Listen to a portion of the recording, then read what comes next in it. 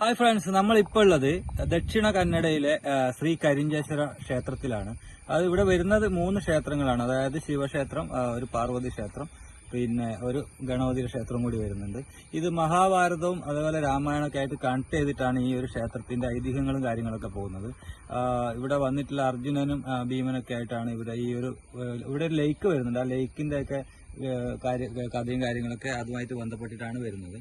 അപ്പൊ ഈ ഒരു ക്ഷേത്രത്തിന്റെ പ്രത്യേകത എന്ന് വെച്ച് കഴിഞ്ഞാൽ ഇത് മാക്സിമം പാറയുടെ മുകളിൽ, കുന്നിൻ മുകളിലാണ് ഈ ക്ഷേത്രം സ്ഥിതി ചെയ്യുന്നത്. പക്ഷെ ഒരു 600ഓളം സ്റ്റെപ്പുകൾ കയറി പോയിട്ട് വേണം നമുക്ക് ഈ ഒരു ക്ഷേത്രത്തിന്റെ മുകളിലെത്താൻ വേണ്ടിയിട്ട്. പക്ഷെ വളരെ ഭംഗിയുള്ള എന്താ പറയാ, നല്ലൊരു കോടമഞ്ഞും കാര്യങ്ങളൊക്കെ ആസ്വദിച്ച് ഇതിന്റെ മുകളിലെത്തി കഴിഞ്ഞാൽ നല്ല വ്യൂവും കാര്യങ്ങളൊക്കെ കിട്ടുന്ന നല്ല അടിപൊളി ക്ഷേത്രമാണ്.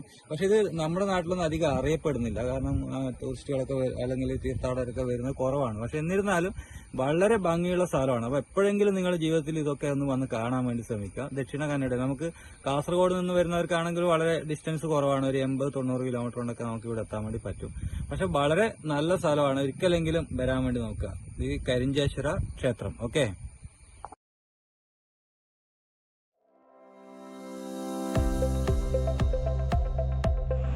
ദക്ഷിണ കർണാടകയിലെ ബന്ദ്വാളിനും ബെൽത്തങ്ങാടിക്കും അടുത്തായിട്ട് സ്ഥിതി ചെയ്യുന്ന ഒരു നല്ലൊരു ക്ഷേത്രമാണ് ശ്രീ കരിഞ്ചേശ്വര ക്ഷേത്രം. പൂർണ്ണമായും കുന്നിൻ മുകളിൽ സ്ഥിതി ചെയ്യുന്ന ഈ ഒരു ക്ഷേത്രത്തിലേക്ക് എത്താൻ വേണ്ടി നമ്മൾ 600ഓളം സ്റ്റെപ്പുകൾ കയറി വേണം മുകളിലെത്താൻ.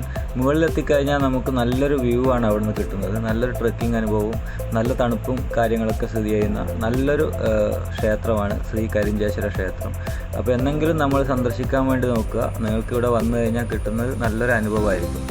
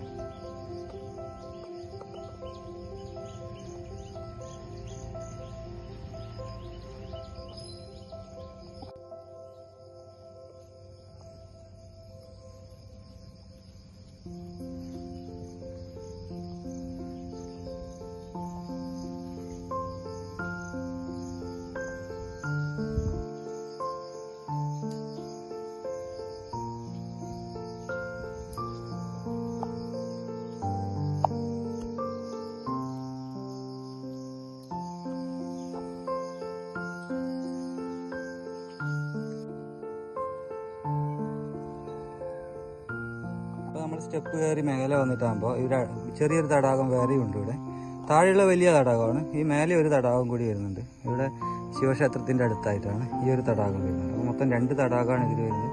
അത് ഗദ്ദാതീർത്ഥ, ഒന്ന് അഗസ്ത്യാതീർത്ഥ എന്നാണ് അറിയപ്പെടുന്നത്. അപ്പോൾ ഇങ്ങനെ 2 തടാകങ്ങളും കൂടി ഈ ഒരു ക്ഷേത്രത്തിൻ്റെ ഭാഗമായിട്ടുണ്ട് ഇവിടെ.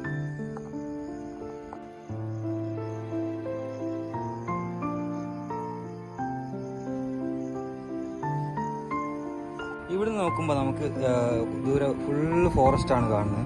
പക്ഷെ എത്രത്തോളം ഉയരത്തിലാണ് നമ്മൾ ഉള്ളതെന്ന് നമുക്ക് പറഞ്ഞറിയിക്കാൻ പറ്റില്ല. കാരണം എന്താണെന്ന് വെച്ച് കഴിഞ്ഞാൽ ഇത് വലിയൊരു കൊക്കയാണ് താഴോട്ട്. പക്ഷെ നമുക്ക് കാണുമ്പോൾ തന്നെ പേടിയാവും. പക്ഷെ ഇതിൻ്റെ ഒരു ആഴം എന്ന് വെച്ച് കഴിഞ്ഞാൽ നമുക്ക് പറഞ്ഞാൽ മനസ്സിലാക്കാൻ പറ്റില്ല. അത്രയും ഭയങ്കരമായിട്ടുള്ളൊരു സ്ഥലമാണ്. അപ്പോൾ ഇവിടെ എപ്പോഴെങ്കിലും നിങ്ങൾ വരിക.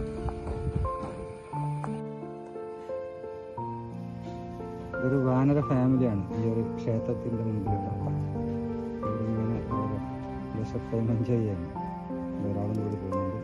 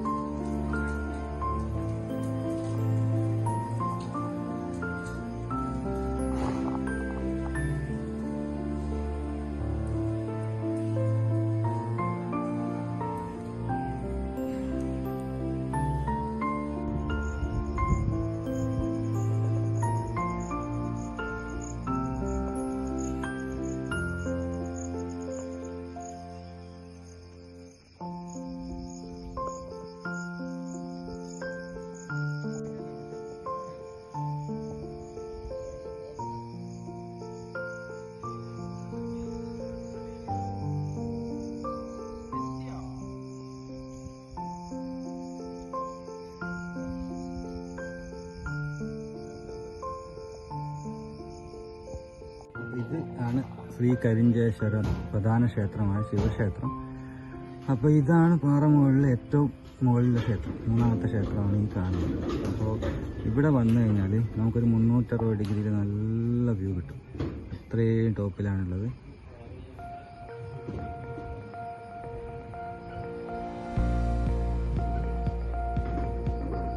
എങ്ങോട്ട് നോക്കിയാൽ നല്ല അടിപൊളി ഫോറസ്റ്റ് ഭംഗി, അതുപോലെ പാറക്കെട്ടുകളും ഒക്കെ ആയിട്ട് നല്ല ഭംഗിയാണ്.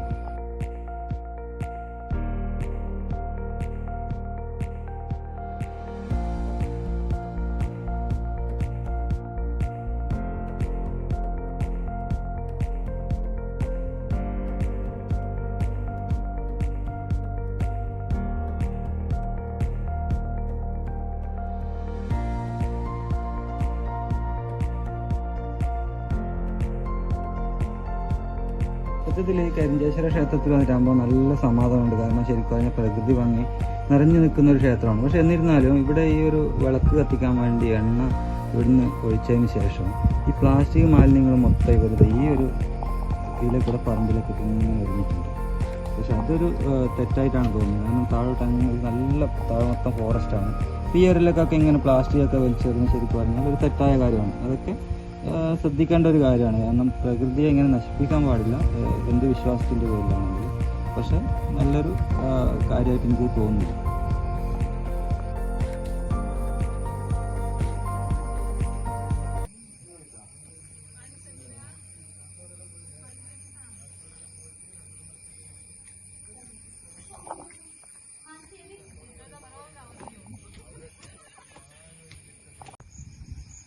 ഹായ്, അപ്പോൾ നമ്മളിതാ ഈ കരിഞ്ചേശ്വര അമ്പലത്തിൽ നിന്ന് ഇറങ്ങാൻ വേണ്ടി പോവുകയാണ്. അപ്പോൾ ഇവിടെ വന്നു കഴിയുമ്പോൾ എനിക്ക് തോന്നിയത് എന്താണെന്ന് വെച്ച് കഴിഞ്ഞാൽ നമ്മൾ വരാത്തത് വലിയൊരു നഷ്ടമായിട്ടാണ് എനിക്ക് തോന്നിയത്. കാരണം ഇത്രയും നല്ലൊരു അറ്റ്മോസ്ഫിയർ, നല്ലൊരു അന്തരീക്ഷം ഉണ്ട് ഇവിടെ. മാത്രമല്ല നമുക്ക് 360 ഡിഗ്രിയിൽ നല്ലൊരു വ്യൂ കിട്ടുന്നുണ്ട്. മാത്രമല്ല നല്ല പ്രാർത്ഥിക്കാനാണെങ്കിൽ 2-3 ക്ഷേത്രങ്ങളും നല്ല സമാധാന അന്തരീക്ഷം കാര്യങ്ങളൊക്കെ ഉണ്ട്. അപ്പോൾ വരുന്നവർ ശ്രദ്ധിക്കുക, നല്ല രീതിയിൽ വന്ന് ആസ്വദിക്കാൻ പറ്റുന്ന, അതായത് നമുക്ക് പ്രാർത്ഥിക്കാനാണെങ്കിലും അല്ലെങ്കിൽ ട്രെക്കിങ് അല്ലെങ്കിൽ നല്ലൊരു ടൂറിസം സ്പോട്ട് പോലെയൊക്കെ നമുക്ക് തോന്നുന്ന ഒരു സ്ഥലമാണ് ഈ കരിഞ്ചേശ്വര ക്ഷേത്രം. അപ്പോൾ എപ്പോഴെങ്കിലും നിങ്ങൾ വന്ന് ഈ സ്ഥലങ്ങളൊക്കെ ഒന്ന് ആസ്വദിക്കാൻ വേണ്ടി നോക്കുക. നമ്മുടെ നാട്ടിൽ ഇതുപോലെ ഒരുപാട് ക്ഷേത്രങ്ങൾ, അതുപോലെ നല്ല നല്ല അറിയപ്പെടാത്ത സ്ഥലങ്ങളൊക്കെ ഉണ്ട്. അപ്പോൾ പലരും കേട്ടിട്ടുണ്ടാവും, കേൾക്കാത്തവരും ഉണ്ടാവാം. അപ്പോൾ എപ്പോഴെങ്കിലും വന്ന് ആസ്വദിക്കാൻ വേണ്ടി നോക്കുക. അപ്പോൾ അടിപൊളി സ്ഥലമാണ്, ഞങ്ങൾക്ക് എന്തായാലും ഇഷ്ടപ്പെട്ടു. അപ്പോൾ ബാക്കി നിങ്ങൾ വന്ന് ആസ്വദിക്കുക. വീഡിയോ കാണുമ്പോൾ വീഡിയോ ഇഷ്ടപ്പെട്ടാൽ ലൈക്ക് ചെയ്യുക, ഷെയർ ചെയ്യുക. ബാക്കിയുള്ള കാര്യങ്ങൾ നിങ്ങൾ കമന്റിലൊക്കെ രേഖപ്പെടുത്തുക. ഇതിന്റെ ഫുള്ളായിട്ടുള്ളൊരു വീഡിയോ നമുക്ക് കാണിക്കാൻ വേണ്ടി പറ്റില്ല, കാരണം ചെറിയൊരു പാർട്സ് ആയിട്ടാണ് നമ്മൾ ഇത് മൊത്തം എടുക്കണമെങ്കിൽ നമുക്ക് ഡ്രോൺ പോലെയുള്ള സംഭവങ്ങളൊക്കെ വേണ്ടി വരും, കാരണം ഇത് അത്രയ്ക്കും ഭംഗിയുള്ളൊരു സ്ഥലമാണ്. അപ്പോൾ ബാക്കി കാര്യങ്ങൾ നമുക്ക് വീഡിയോയിൽ കാണാം. ഓക്കെ.